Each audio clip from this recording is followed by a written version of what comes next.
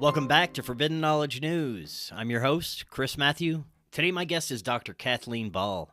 First, a couple of announcements. You can now rent or purchase the Forbidden documentary, Occult Louisiana, from our website or OTT site. The website is forbiddenknowledge.news. All the links are right in the description. The film is also available with a Rokfin premium membership. With that membership, you get access to all our premium content and all the premium content from every creator on Rokfin.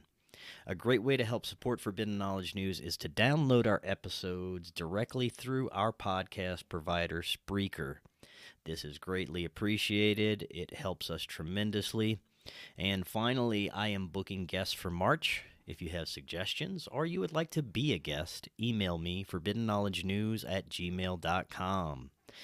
Today I want to welcome Dr. Kathleen Ball. She is a researcher, traveler, and explorer of ancient sites. After a life-altering NDE in 1990, she began a career as a professional artist and art professor, which spanned 30 years. Prior to retirement, she discovered a Templar cave in Brazil. She then set out to create her film, The Brazilian Templar Mystery, which is the story of her discovery of this cave hidden in a remote area on the outskirts of a small Brazilian town. She is committed to revealing the true agenda of the mysterious order of knights, known as the Knights Templar. Dr. Kathleen, welcome. How are you doing? Doing great. It's a wonderful day. We got, a little rain. It's ceased a little here. I'm down in the Santa Cruz Mountains, so it rains quite a bit down here. Right. And we're looking forward to a nice day. So I'm doing wonderful. Perfect day to have this discussion. We're going to be talking about your research into a groundbreaking discovery in Brazil and your new book and documentary, Yes. Grail Quest, Discovery of a Mysterious Knights Templar Cave in Brazil. Now, before we get to any of these discoveries, you've had a profound near-death experience that I'd love to hear about. So before we get too deep into your research, tell us a little bit about your background, your experience, and what brought you to this research. Well, I'd always been interested in history. I'd always been interested in religious belief systems and where did they stem from and what was the point. And I was always a very inquisitive child, and I grew up, with my father was a professor, my mother was an artist, and so I had a pretty good foundation, and I could talk to my dad about most everything. Anyway, so that all stopped when my parents separated. I was 11, and I knew intuitively that my life was going to jumpstart into some very serious. I was basically going to have to start facing the fact that I was going to have to become an adult in order to survive. So anyway, I left home when I was 13. And finally, when I was 15, and went off on my own and moved down to Southern California. I got into studying the Tao and I Ching and just all sorts of things because I wasn't finding what I wanted to hear or anything that made any sense in traditional religions. They just weren't, I read the Bible. It was too contradictory. There was too many missing pieces, et cetera, et cetera. So fast forward, I had a pretty rough life until I turned 33 years old. And well, actually back up. When I was 22, things did shift quite a bit. I was dating a guy that was a bodyguard for Waylon Jennings. And Willie Nelson, of all people, we hit it off. He intervened in my life, and we sat down for about an hour and a half, hour, 45 minutes. And, he had me question life and where I was heading, what was my direction, blah, blah. And so when I got home, I separated from that fellow and I went off on my own. And it really was a pivotal moment. It's in my book. I talk about this in my book. I'm forever grateful to him for taking that time, to redirect, basically redirect me is what he did. So I, still not on track 100%. I was raising, 2 children at that time. And my husband was murdered. So I really had to shift gears. So I moved up to a little place called Fiddletown in Northern California with about 100, it was 102 people at that time. And I decided that I was going to change my whole life. I was going to go back to school. Oh, and by this time I had had a daughter. I had briefly married, and it was a disaster. But I had a beautiful daughter out of it. So now I have 3 children. I'm alone, and I move up to Fiddletown.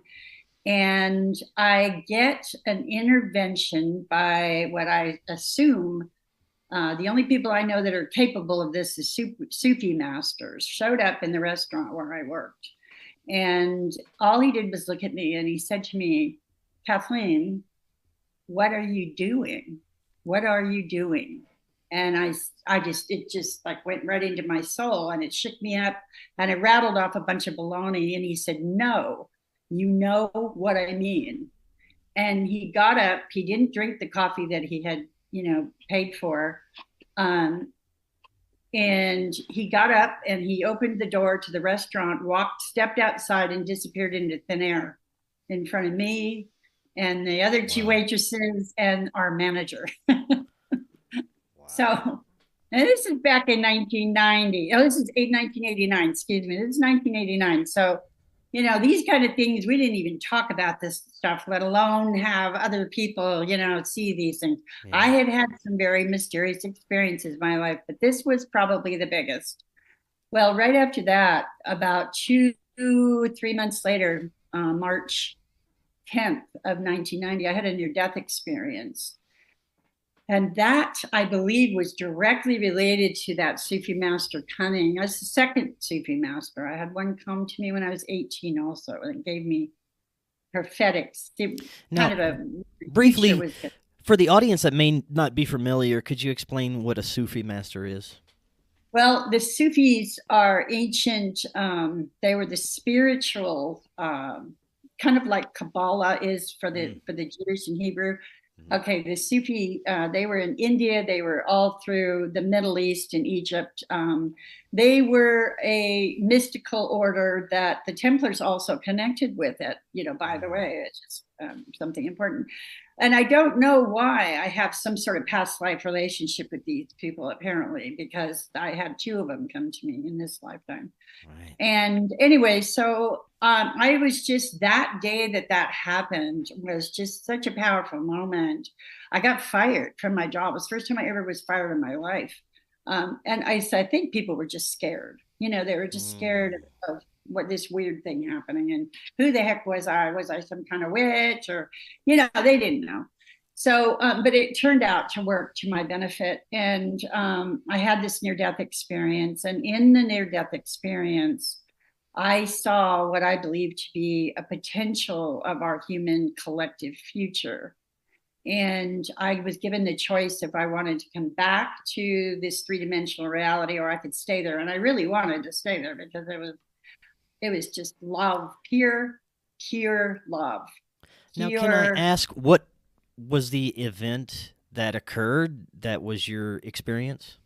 Yeah, and this is the really strange thing. I sat up. I didn't believe in suicide, so I sat up and I wrote out my last will and testament, and I asked God to take my life. And the next thing I knew, I laid down on the pillow, and not long after that, my heart stopped and I stopped breathing. And I went directly into the near-death experience. And my husband at the time came in, or my boyfriend, actually, we weren't married at that point, but he came in towards the tail end of the near-death experience and was shaking me. And I was not breathing, and my heart was not functioning, it was stopped. So, and he was pretty panicked. But anyway, during the near-death experience, I knew that we were going to go through some sort of transformation here on this planet. I didn't really understand the full nature of it. But when I came back out of the near-death experience, I was given a choice. I could either come back or I could stay there. Free will. I could do what I wanted. And I chose to come back and I committed myself 100% to contribute to this conscious awareness, awakening, whatever it was. But I saw this beautiful potential as a future, and I really wanted that to happen for mankind, because one of the things that contributed to my desire to no longer be on this planet was the pain and suffering in the world. I couldn't stand it anymore. I mean, I was a very sensitive person, and I just couldn't stand the pain and suffering on this planet anymore. The wars and just people just being not good to each other and not supportive. And I just didn't think that this is the way that it was originally intended to be. Just I never could make sense of that. Mm-hmm. So when I came out of the near-death experience, I came back with a tremendous amount of hope for the future. And I didn't really know exactly how I was to contribute. All that kind of got blanked out when I came back into my body. And it took a few minutes for me to come back into my body. And when I did, my boyfriend is like, he didn't know what was going on. He had no idea what was going on, but he was incredibly grateful that I was alive and he wasn't going to have to deal with ER and all that. But as I felt a thud. I felt myself coming back into my body. I was struggling to get a breath because my body was just, I couldn't move, I couldn't breathe, I couldn't do anything. And I was a little scared at first. But then, I just said it telepathically to the powers that I had been involved with. I want to live more than anything, more than I've ever wanted anything right now. And then I started reading, and my heart started again. Wow. And I meant that. And I still feel that same reverence for life. I realize what a gift this life that we have been given, to be able to physically, manipulate things on a physical three-dimensional reality. It's a tremendous gift, and it's a tremendous way to work through things so that our species can collectively evolve to something better. I do believe we are going to have to evolve to a higher dimensional reality before we have to transcend duality. Mm-hmm. That's the only way I think that we are really realistically going to bypass those laws of the three-dimensional reality that consist of opposites. Right.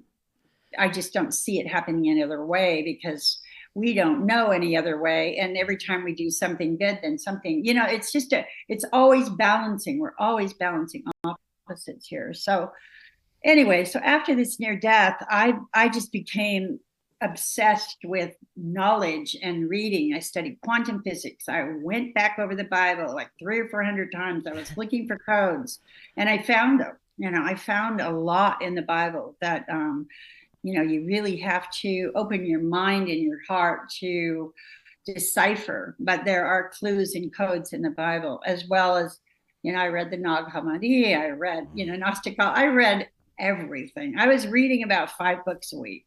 Wow. And I had a photographic memory when I was a child, all the way up to my teens and into my 20s. And I still had the remnants of that. So I was just taking all this information in and trying to find coincidences and trying to find, when I started studying cultural beliefs, spiritual belief systems of different cultures around the planet, I was looking for similarities, and I always found them, because I kept the knowledge of each one in my head. And then when I would notice something in a new culture, I'm like, oh, wow, okay, that's the same as this, and this.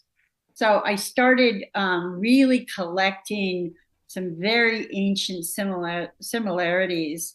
And I realized later that the Templars did the same thing. They were doing the same thing, traveling around and collecting this ancient esoteric wisdom to bring it forward into time. And then they came into Europe and they built, the cathedrals and things and temples with this information. A lot of this information was encoded into the buildings and into the symbols. And, I've come to find out that they actually had a code. Their Mason marks were actually encoded, and it is part of an ancient Sumerian language that has been lost. But anyway, Timothy Hogan and Scott Wolter will tell you more about that because that's their baby. And I have to mention this. I'm really excited about the new research that they have been revealing because it's exciting to see these things finally being revealed to the masses for the first time in our collective history that we know of. And also that it substantiates my own research, that a lot of you read in my book, a lot of my research I mention is speculative and my personal beliefs. Well, now they are corroborating all of it, everything that was in my book. Timothy read my book and I read his. We traded books not long ago, and same with Scott Wolter. And I was amazed to see that so many things that I had just speculated or received intuitively were actually, I was right on, so that was really exciting. But anyway, and that is also the topic of my second book that I'm working on now, which is called The Templar Agenda. It'll be out later this year. My current book, though, is a Grail quest and discovery of a mysterious Knights Templar cave in Brazil. And that is the backstory of my film, which is The Brazilian Templars Mystery, which is out on Gaia. And it's been out for 3 years now, I think. Wonderful. Anyway, and that was sort of ultimate. That was sort of a finale, a little mini finale, I guess you could call it, in my Grail quest. I mean, my Grail quest itself was just, this has been the wildest ride that I have ever experienced. The last 34 years have taken me to Turkey, to Africa, to Egypt, to South American countries, several of them, to all through Europe, backtracking the Templars into France, into Dome and researching the petroglyphs, or not petroglyphs, but the graffiti that they left in Dome, France, in a dungeon where they were housed for 4 years before they were murdered, before they were burned at the stake. And a lot of these same symbols I found in my cave in Brazil. So it got really exciting. It's been getting very exciting. So that's wonderful. Yes, I can't wait for the new book and the information you'll be presenting there. Now, before we get to your discoveries in Brazil, for the audience that may not be familiar, could you give us a brief overview of the mainstream explanation of who the Templars were and any information that you came across that may not be known to most of the public or even common researchers that have been looking into this? Right. Okay. Well, that's a pretty big topic. The Templars, as they are recorded history, 1137, they were actually accepted by the Catholic Church, and the Catholic Church basically gave them their stamp at that point. However, and they were supposedly created to protect pilgrims going into the Holy Land, but if you really look at history and you really do some research, and Freddie Silva's wonderful about this, I'm going to have to plug him because he is absolutely, I really just value his research so much when I was doing this backtracking of my own. And there were only 9 knights. in 1137, there was only 9 men. We had Bernard de Clairvaux, who was basically propelling them and putting them in front of the Catholic Church for their blessing, but he had an agenda, he had a very, very specific agenda, and the Templars were aligned with that agenda. And that agenda was to bring about heaven on earth. That was their agenda. They wanted to bring about heaven on earth. They did a little mini example for us in Portugal, in the country of Portugal. First, they established the country of Portugal. It would not exist today if it hadn't been for the Templars, because they were the ones that went in and conquered, the people that were there, the Islam, the Moors were there. But what they did was a very interesting thing. They invited them to stay and gave them land. So when they finally established the country of Portugal, they took in the Druids, the Cathars, the Jews, the Moors, Islam. Every culture at that time frame was accepted in Portugal. And they still today, to this day, they still have annual festivals that honor all of these different cultures. It's absolutely beautiful. It's amazing to me. So they created a sovereign nation that was accepting of all religions and all cultures in the middle of Europe. Well, not in the middle, they're way down at the end, but in the middle of the medieval period where the Catholic Church had a stronghold over the whole entire continent and England as well at that point. And they bucked all of that. They protected these people that the church were calling heretics. So here we veer completely from what history has told us, that the Templars were just Crusader knights. They were over there simply to take back Jerusalem for the Catholic Church and protect. 9 knights are going to also protect pilgrims, hundreds of pilgrims going into it just doesn't hold water. It absolutely does not make sense. So my belief in that whole situation, I believe the Templars actually were founded much earlier than 1137, and I had that also corroborated by Timothy Hogan. I believed it was sometime in the early 10th, somewhere in the 10th, 11th century. And then I ran across some research that showed that there were an order of knights that were created by Zerubbabel in 600 BC to assist and protect the builders of the Second Temple as it was being built. And now I suspect through this symbolism that we've discovered, this language of symbols, that many of those same family members later became Templars and created the order officially in 1137. But much earlier, because they actually they founded their organization. The few men that got together initially, they were all Jews, by the way, and they founded that organization in Greece. They were searching for ancient knowledge and ancient wisdom, and they went from there to Istanbul, which was Constantinople at the time, which was the main spot for spiritual belief systems, and everyone was there. I mean, it was a hub for the mystical orders and ancient esoteric belief systems, and the people that were teaching it and carrying it forward into our time.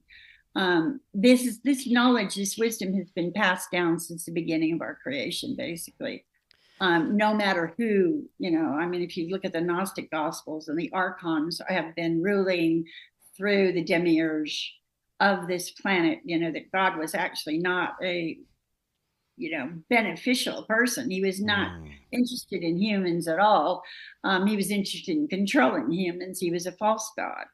So, if you look at it from that perspective, and you believe that the archons have been controlling everything for hundreds of 100,000 years or more, then you see that the Templars are doing as a really monumental confrontation, directly oppositional to what that whole paradigm is all about. They're all about control. They're all about enslaving mankind, et cetera, et cetera. The Templars, completely opposite. They want to open up. They want acceptance. They want tolerance for all religions and cultures. Okay, so here we go. And also, I had believed that they had never, that when 1307, when they were arrested, in 1314, when they were later murdered, that our history taught us that was the end of the Templars. Well, I found solid research that that's not true. Some of them went into Scotland, into the area of Temple and where Rosslyn Chapel is, that area in Scotland, and some into the Highlands and hid out in the Highlands. And some of them went into Brazil. Some of them came into North America. They were the only nautical forces on the English continent at that time. They were the first shipbuilders, and they had a nautical college in Peniche that was supported by King Dinis. And I'm leaving for Portugal on March 1st. I'm going back in to study this one particular building and some ancient family records that a friend is going to translate for me. Wonderful. But anyway, and what we're hoping is that we're going to find even more proof of this continuity of the Templars being, being ancient, actually, their ancestors having been ancient. They came back into existence during the Middle Ages when things were pretty dark. They were actually pretty dark. And now here again, 700 years later, we have the Templars one more time that are emerging for the public eye, in the public eye, and not only emerging, but a huge part of our global population are really interested in them. So that's no. It's very interesting what you just said. When I compare it to researchers that have a more Christian-based belief system, that believe that the Templars were a part of a malevolent order because of the deities that they communed with, like possibly Baphomet. But what you're saying is that they have seen past the false ideology of the one Christian God, and it's more of a Gnostic view of the world, right? Absolutely. Absolutely. And, and this is something that, Timothy Hogan and I have discussed, and he believes that he's the grand master of the Templars globally. And he's been studying this stuff since he was a child. So I have a great deal of respect for his research. And, I just believed from these, specifically from these symbols and the graffiti that I find, the Templar graffiti and things, I knew they had to be doing initiation processes. I knew that had to be happening. I mean, what I discovered in Brazil is a cave, for God's sake. It's a cave. And there's every reason to believe, according to the symbols that I discovered in there, that it was used for initiation purposes. Very similar to what we see in England and throughout Europe. When they were persecuted, they went underground, and they did this is the same thing that the Jews and the early Christians did in the Holy Land in Jerusalem. They went underground. They went into grottos and whatnot. And when they came here and the Romans continued to persecute them, they went into Turkey, into Derinkuyu. And, there's a tremendous amount of evidence that we had thousands of early Christians and Jews that came into Turkey and all along the coast, that coast, the Mediterranean coast of Europe. And we see tunnel systems underneath the chapels, and we're finding a ton of stuff right now that indicates that they were doing just fine, but underground. They were not above board at that time because it's too dangerous. Yeah. I found research again in the Rosicrucian Library that supports the fact that the Jesuit order of the Catholic Church was literally stalking any Templar family or Templar or anyone even related to the Templar, descendants of the Templars, and murdering them. I got a hold of a book that, every single chapter was about another country where they went in and strategically murdered anyone who was a Mason, had Templar descendant, and boom, Peru, Brazil, Argentina. I mean, this book was about this thick, and it was filled.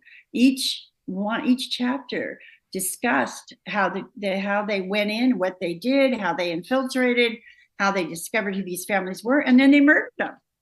And this was going on from the 1500s all the way up through the 1700s. So that's pretty serious stuff. And that makes you wonder, well, why were they so invested in literally demolishing and destroying the Templar history, and literally trying to erase them from the collective knowledge, from the collective history? Well, historically, when that happens, that's because it's a threat to the control system, to those in power. Yeah, absolutely. I think that the Catholic Church eventually found out somehow, probably through the torture, when they tortured many of the Templars and their associates. I think they knew that they had gotten their hands on some pretty vital history while they were in the Holy Land. Because let's face it, when they went into Jerusalem, they went into the Holy Land, the very first place they went was to the Temple of Solomon, the area where the Temple of Solomon had been built. They actually lived in the stables above where the tunnels were that were under the Temple of Solomon at one time. They didn't go to the castle. They could have stayed in the castle, but they didn't do that. They went and stayed in where they kept their horses, for God's sake, in the stables. And immediately we have evidence now today that they went, archaeological evidence that they went down into the tunnels, and I believe they retrieved things that they knew were going to be there because of their family generational, their ancestors, their ancestry. And, it was common up until, books became really prevalent on this planet. It was very common for families to pass, genetic information to their genetic descendants. And oral traditions that was the only way that things were conveyed for, thousands and thousands of years. So I think the Templars knew that the tunnels were there. And, and they also picked up information in Constantinople, of course, from the mystics there. And I think that they have that to this day, that it's buried. I believe that it is buried. And there's every indication now that this treasure is buried in numerous locations, not just one. There's a lot of people think that I may discover the Templar portion of the Templar treasure in Brazil. Because I recently found out that there's two more caves there. And so my next trip, I'll be going there to investigate those and do some research in those caves as well. But there is the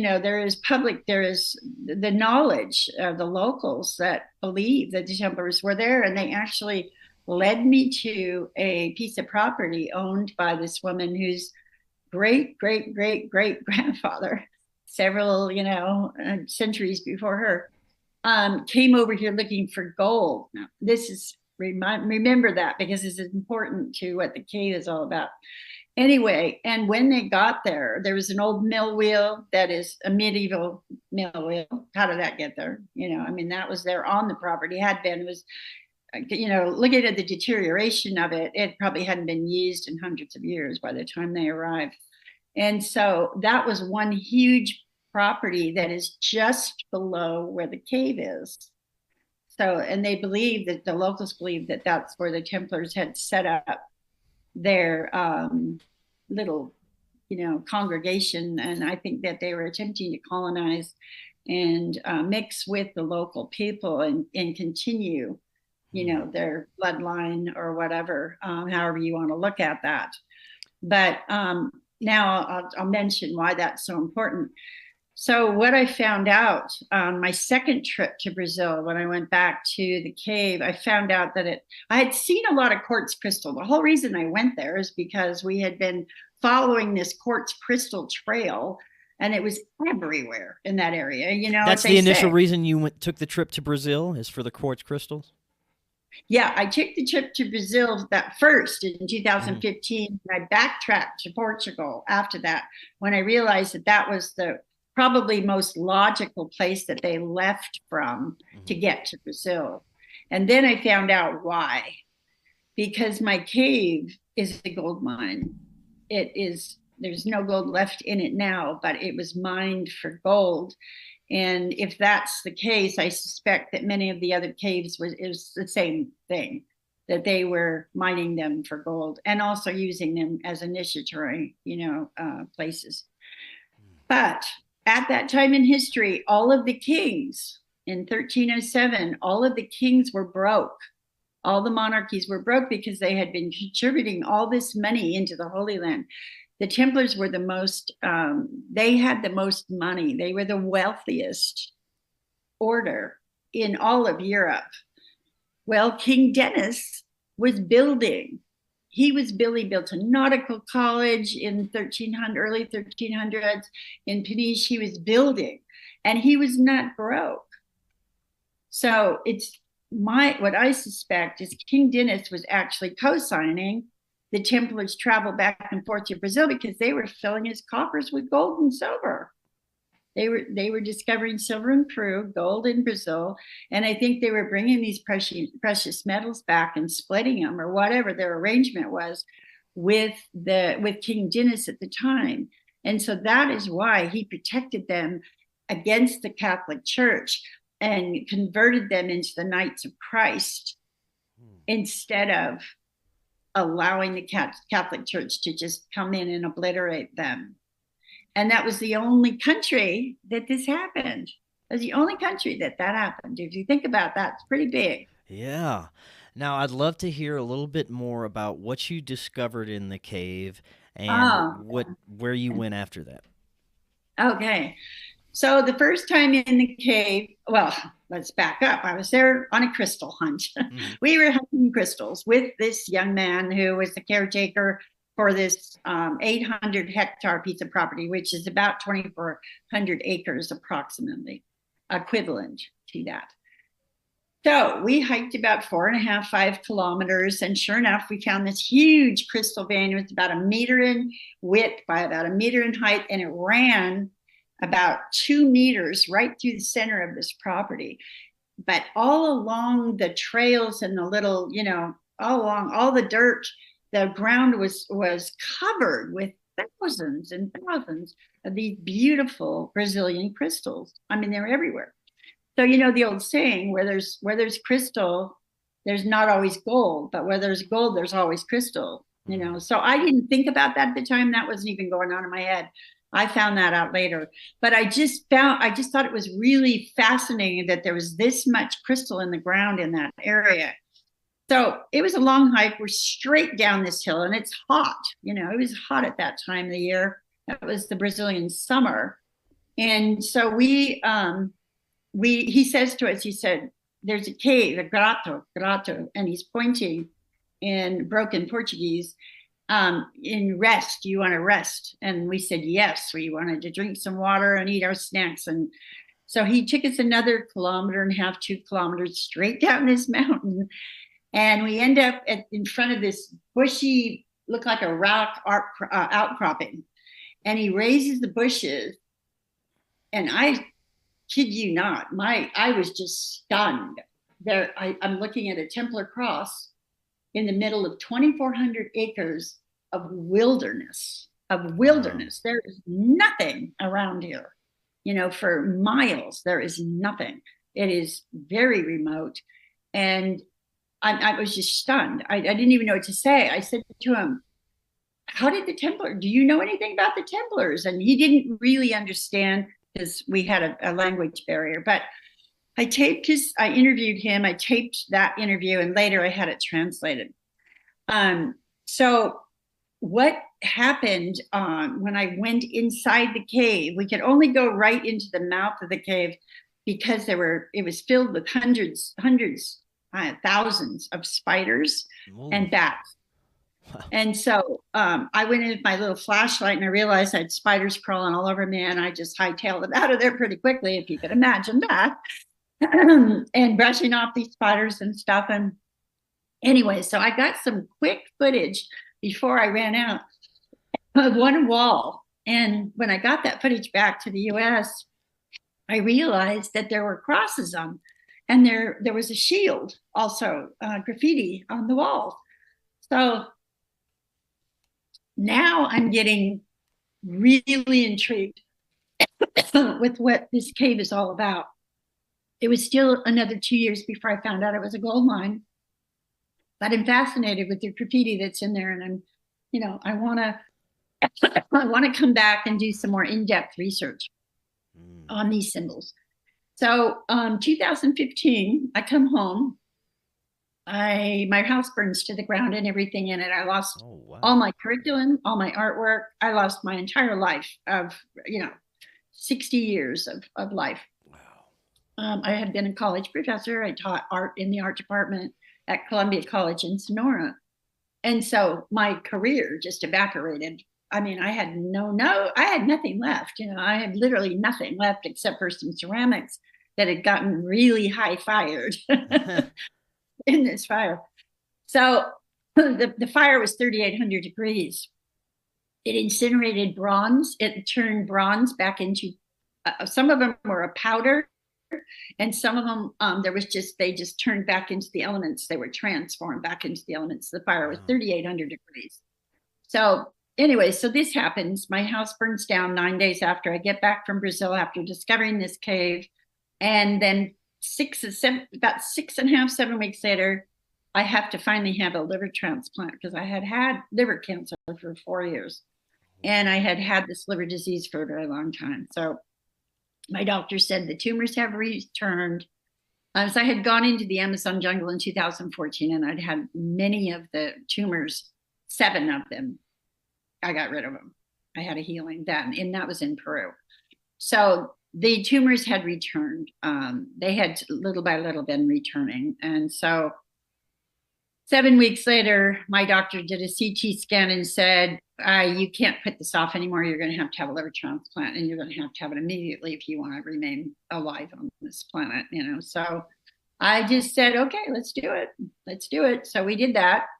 And I had a very bad reaction to the anti-rejection meds, and I lost 90% of my hearing within the first year. I wear a cochlear implant now. Wow.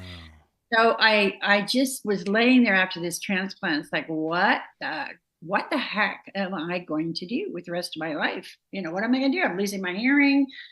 My curriculum's gone. All my artwork's gone. I mean, basically my career has just evaporated. And so I had to shift gears, and I really wanted to do a documentary. I wanted to get this history of this Templar cave out to the world. You know, it felt like the most important thing at that point in my life. So 2017, I attempted to go back into Brazil.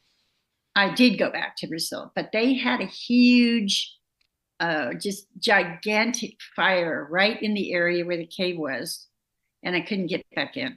But I hired a film director who had worked for Jacques Cousteau back in the 70s, and underwater photographer, but he had above ground equipment as well. Anyway, so I hired him, and we decided we'd go back in 2018 and rediscover and refilm and just film everything in addition to the photographs that I had. I thought it would be better for a film, for footage, for a documentary. 2018, I go back, I meet with him, we hike for 3 days, and we cannot find this cave again because the terrain had all been completely changed. So the only thing I knew is that it was only 1.5 kilometers or 2 kilometers from this crystal vein, right? That's all I knew for sure. So on the 3rd day, I finally see this rusted old sign that says grotto.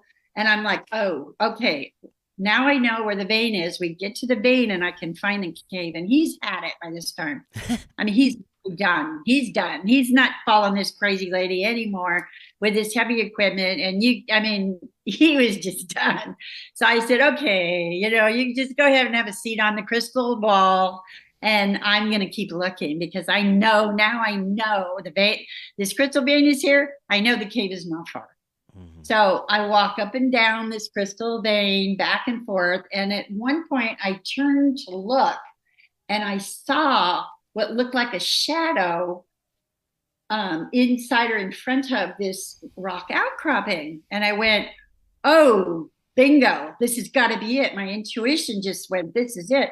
So I yell at this guy, I'm heading down there. And he says, well, I'll believe it when I'll see it, basically, you know. And so I take off running basically down this steep hill towards this, and I'm very excited. And I get there, and sure enough, I lift these bushes, and there's my cave. Nice. So he comes down. He's at this point, he's excited now. He's excited. So he follows me down, and he actually captured my, you know, moving those branches, and he actually captured that. And I'm like, you know, I was so excited. So at that point, I went back into the cave, and I thought, well, now I'll just check out. You know, I got my little flashlight. I'm, you know, more prepared. Go in, I've got high boots on, the whole bit. I go in there, and it's still just filled with spiders and bats. And it's like, okay, this is impossible. I can't get in there because I really need to get up close to the walls and stuff. And I couldn't because there's bats everywhere. So I told him, I said, well, I'm going to have to come back next year again because I was at the end of my trip, and I'm going to have to come back again next year. And we're going to have to set a fire in front of the cave so we can smoke these critters out without hurting them. And then, which means I'm going to have to camp out at the mouth of the cave, get these critters out of here, and then go in the following morning to the cave so that I can photograph and do some research. So that was the plan. And I went back into Portugal in 2018, and I met with many of the Templars over there. I went into Tomar, Portugal, and I was told that it was definitely a Templar cross, and that it was definitely a Templar cave. So they corroborated my discovery. This one particular, he was a cross expert for the Templars, and he corroborated that. He agreed that my cave was Templar, definitely Templar. So that happened, and then they invited me to come back for 2019 for their annual procession in October, and that was just amazing. Anyway, so now I have some solid evidence. This is definitely a Templar cave. I'm getting some confirmation, and I'm just dying to get back in there, in 2019. And so I go back in 2019. We're still dealing with bats and spiders. My photographer had taken another assignment. He wasn't available, so I went in with a new photographer. And we were able to see more, that the spiders and bats weren't quite as dense. Mm-hmm. So we were actually able to see more. And when we went back in the second or third time, the spiders and bats had just disappeared. It was just like some divine intervention or something. There was just like 4 or 5 of them way in the back of the cave, because the cave opens here and then it goes back like this. And way in the back of the cave there was about 4 or 5 bats in there. So I'm like, yeah, finally, I can get some decent footage. So in 2018 and 2021, I got some really great footage of the graffiti that's on the walls. And there are a number of crosses that are also the exact same ones in style and tool markings and everything are in Dome, France, in the dungeon where the Templars were held. They're in Peniche, Portugal. They're in other parts of France. They're in Italy. They're in Spain. They're in Greece, and they're in Turkey. Wow. So, that's incredible. Yeah. So then when I hook up with Timothy Hogan, he tells me that specific style of cross that has a triangular form at the bottom is significant because it is symbolic of completing a specific Templar initiation. And so then, oh my God, so now I know for a fact that my cave was an initiation chamber. In addition to being a gold mine, probably once they mined the gold, then they used it for initiation. So it just keeps getting bigger and bigger and bigger. I'm going to be going back into Turkey next year and some more places, because I believed that there were several Templar, either temples or churches or stronghold castles of some type in Turkey. And sure enough, now we're discovering that there's the remains of some Templar castles. So I'm going to be going back into Turkey next year. I've got my hands full this year with finishing my book, going to Portugal, and I'm also doing the second episode of my Brazilian Templars mystery. And that is going to be really exciting. I'm not going to spoil too much of that, but it's going to be really exciting because I talk about the healing that I had in the Amazon jungle when I went in to interview the Amazon elders in this specific tribe. It turns out that the Amazon jungle people, there's 5 tribes that have been coming into Alto Paraíso, which is where the cave is, for hundreds of years from the Amazon jungle. And so I suspected that they were the ones that brought the Templars from the coast of Bahia into central Brazil, because they were of like-minded spiritual belief systems. Many of the indigenous cultures still embody and still pass down a lot of the symbolisms from our ancient esoteric belief systems that were in place before this whole patriarchal system that we have, that is just basically imposed itself on us and sort of stranglehold, you know, and this whole civilization that's come out of it. Yeah. But anyway, so I suspected that, and Timothy corroborated that too. He said, yes. He said, that's how they traveled through North America as well, because they actually were aligned with these indigenous cultures. So anyway, so I go into 2021, I go back with my photographer, and I am invited for an interview with the Kalunga people. First of all, that's what happened. And turns out that the Kalunga, which are the runaway slaves from the Portuguese and Spanish slave ships that brought them into the South American continent, the Kalunga were the ones that ran. They were the ones that got away. And they went and they hid out in, guess where? My caves. Yeah. In Alto Paraíso and in Cavalcanche. So I have established now for absolute fact that the caves were definitely there prior to the 1500s when these runaway slaves inhabited them. Right. So that was that helped me a great deal with establishing some dating, you know, along with the crosses, the first of which was carved into a church in Peniche in 1099. That's exactly like the ones in my cave. So we've got some dating now from 1099 all the way up through the early 1500s. And the Kalunga people did tell me that these caves were old. They had been there they thought, for hundreds of years. So that would also indicate a much earlier date than anybody believed the Templars were traveling, you know. But I just knew it. I instinctually knew that they had been there much earlier than what history has passed down to us. So that happened. Yeah, so that happened. And then I was invited by the Amazon tribes to come to meet with the 5 tribes in Alto Paraíso for their annual, they come in every year to do their ancient prayers, and because it's a sacred area for them. That's a very sacred area. It's a beautiful area.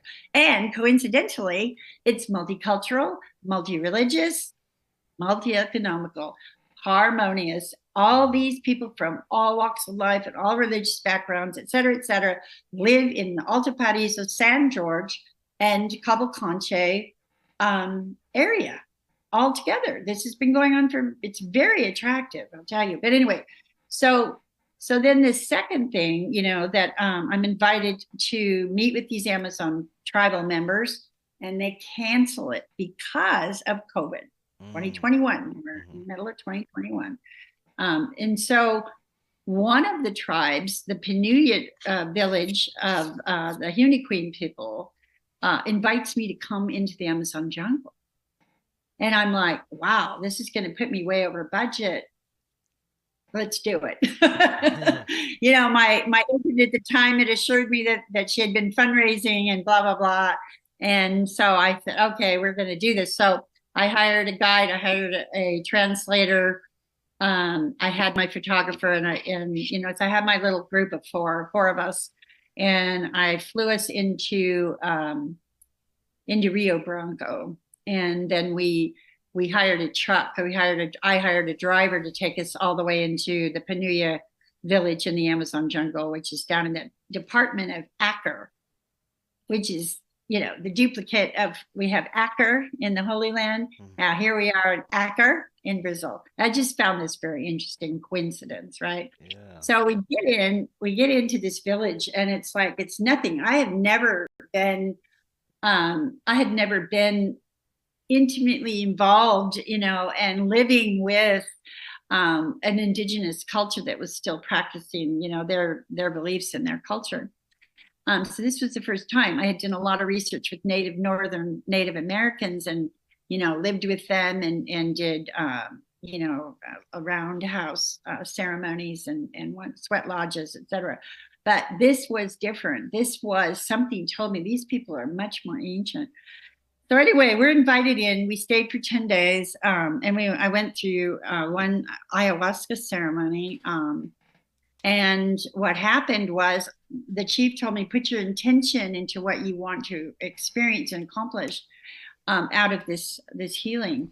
And it was a beautiful experience. It was not my first ayahuasca experience. That's what I had done in Brazil or in Peru in 2014. Mm-hmm. But anyway, so as a result of this ceremony, and it was beautiful, we had more time, I could really go in depth into that.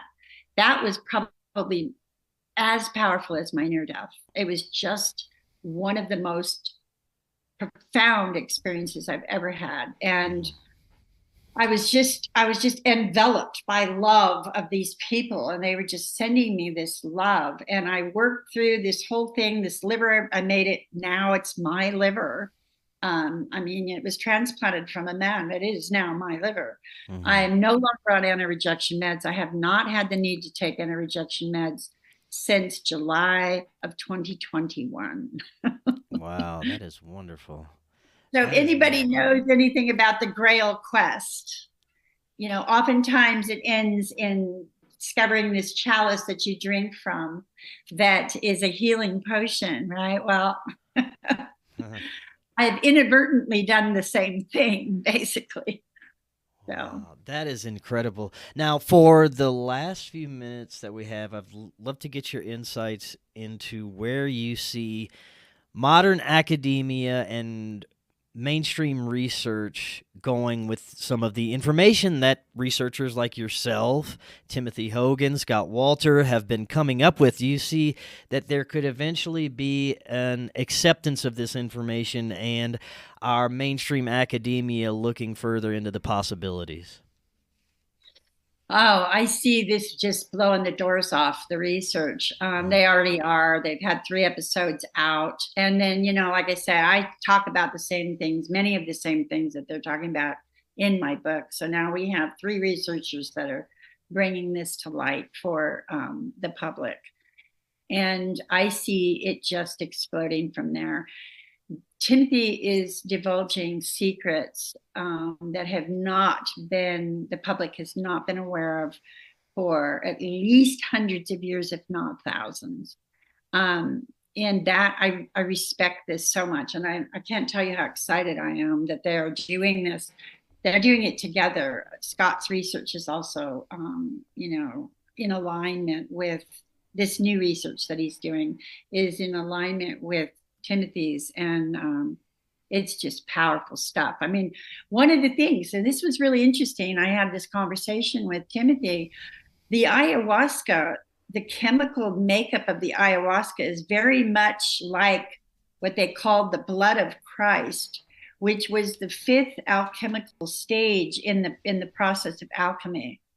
After you complete the calcination process, and you end up with the white powder, which is manna, which Moses, created in the desert to give to the people to stay alive.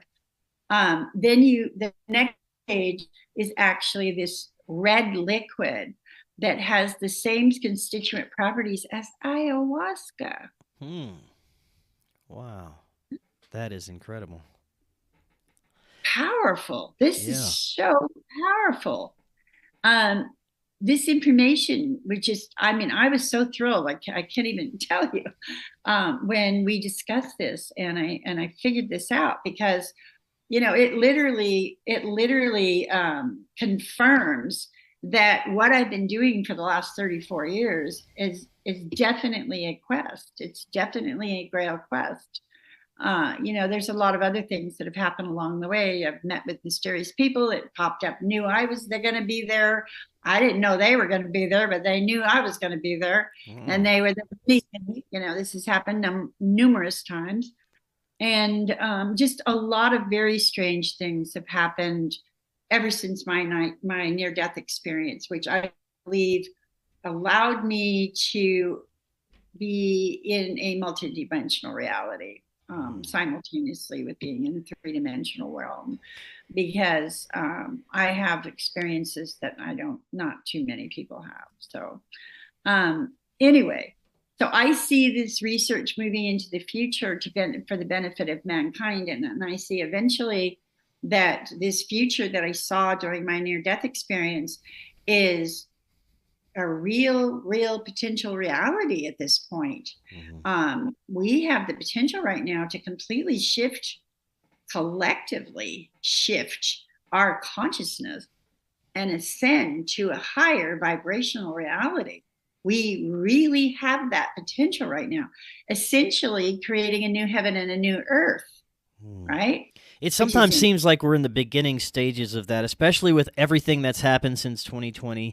The amount of people that are questioning reality, authority, and the nature of their own journey right now is incredible. So many people awakening. There seems to be this spiritual awakening globally occurring, and I think it's all connected somehow to help evolve us to the next stage.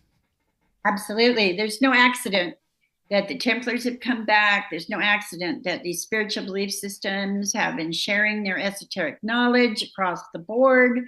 What we have to do now, what the masses and the public need to do, and this is very important, is practice discernment. Intuition is extremely important right now, because with this information, the powers that be are muddying the waters with a lot of bullshit, basically. I have no other way to say it but that.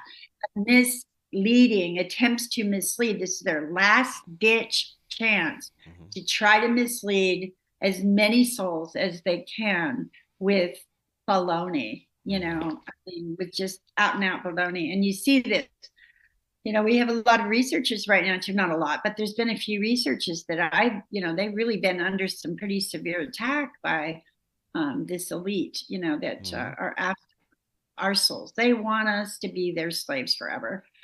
They've had it their way for a very long time. They're used to it, and they don't want that to change. So, but, and I'm going to mention this, when I was a kid, before my brothers were born, and were old enough to play. They were born, but they were too young to play. I used to play with bugs. Okay, I played with bugs in the backyard, and I had my little pincher bug families and my bee families and all this stuff, right? Well, one day I saw this little bee laying there that had stung somebody or something, because the stinger was gone, and he was spinning around in circles really fast and desperately trying to cling to life. That's what I see what's going on with these powers that be right now. They are in that stage, desperately grasping for power, for life, for money, for whatever they think they can do to continue to maintain control, but they're losing it. Right. I agree 100%. Dr. Kathleen, thank you so much. We will definitely have to do this again. I'd love to get further into your work and help the audience understand some of this stuff that's occurring and unfolding and things that you're just discovering. So it's very exciting times. Before you head out, let the audience know where they can find the books, the film, and any other information about you. Okay. Well, you can go to my website to see the trailer for the film, www.templarsinbrazil.com. You can also look me up on Facebook on That Templars in Brazil or Kathleen Ann Ball. I'm on Instagram. I'm on TikTok. I'm on LinkedIn under Kathleen Ann Ball and Templars in Brazil as well. My book is A Grail Quest and Discovery of a Mysterious Knights Templar Cave in Brazil. That is the backstory of the current film that I have out. And you can message me anytime if you want to get a hold of me. If you want a signed copy, an author's signed copy of my book, I am doing that. You can message me on Messenger and request one, and I will send it out to you. Wonderful. So, my message for people is, this Grail Quest that I'm on is not, I'm not special. I'm not anybody. I wasn't chosen or any of that stuff. Anybody can do this. Anybody can step up to the plate. All it takes, it can start with a weekend in nature. It can start with taking a trip you've always wanted to take, and don't have an agenda. Just move with the energy. Allow that energy to come into you, because that will broaden your awareness and kickstart your own destiny, your own Grail Quest and magical destiny, whatever you want to call it, future. But I guarantee you that, they say, ask and you shall receive. And that's what happened with me. Anybody can do this. Yes. This is something you can do. Yeah, I totally agree. I believe we all have this soul mission or soul purpose that we just have to become aware of it. And it may take different spiritual experiences, different outlooks and information, but I think we all have this potential. You're absolutely right. Dr. Kathleen, thank you so much. This was fantastic. Like I said, we'll definitely have to do this again in the future. And until next time, everyone, have an excellent evening. We will talk again tomorrow. Thank you very much. I enjoyed it very much.